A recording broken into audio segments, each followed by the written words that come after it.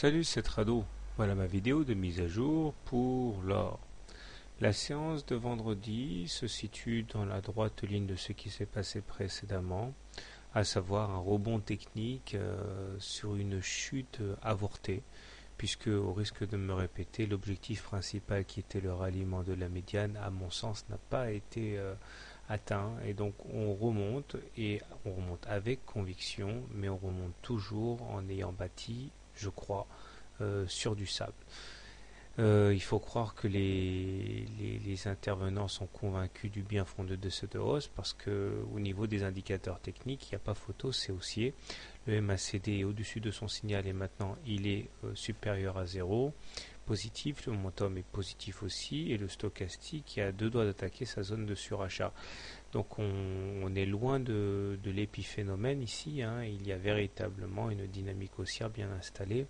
D'autant que la M20 commence à adopter une pente haussière, ce qui signifie que puisqu'on est au-dessus d'une M20 haussière, et bien qu'on est en tendance haussière en journalier.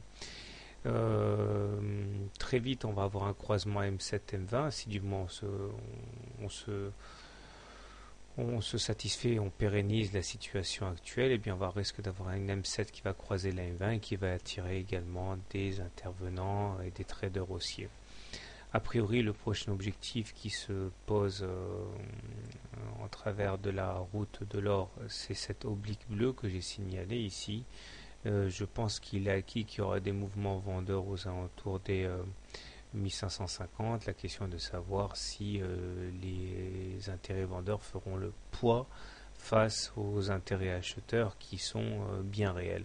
Et c'est vrai que tout ce qui apparaît comme une mauvaise nouvelle sur le plan des indices, comme les craintes sur le Portugal, eh bien, sont autant de bonnes nouvelles pour l'or qui inscrit des records et se rapproche du moins de ses plus hauts en euros. Hein.